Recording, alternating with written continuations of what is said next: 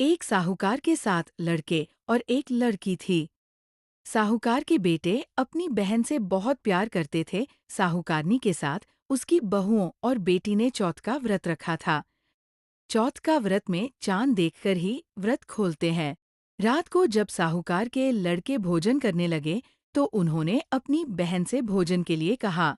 इस पर बहन ने बताया कि उसका आज उसका व्रत है और वह खाना चंद्रमा को अर्घ्य देकर ही व्रत खोल सकती है और कुछ खा सकती है। सबसे छोटे भाई को अपनी बहन की हालत देखी नहीं गई और वह दूर पेड़ पर एक दीपक जलाकर चलनी की ओट में रख देता है। दूर से बहन को दिखाता है। छलनी की ओट में रखा दीपक चांद की तरह लगता है। ऐसे में वो ऐसा लगता है जैसे चतुर्थी का चांद हो।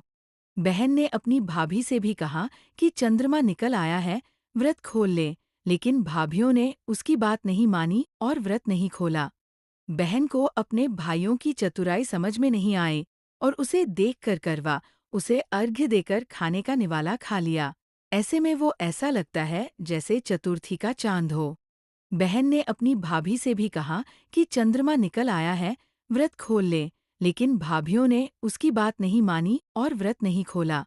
बहन को अपने भाइयों की चतुराई समझ में नहीं आई और उसे देखकर करवा उसे अर्घ्य देकर खाने का निवाला खा लिया। व्रत गलत तरीके से टूटने के कारण माता उससे नाराज हो गए हैं। इस पर वह निश्चय करती है कि वह अपने पति का अंतिम संस्कार नहीं करेगी और अपने सतीत्व से उन्हें पुनर्जीवन दिलाकर रहेगी।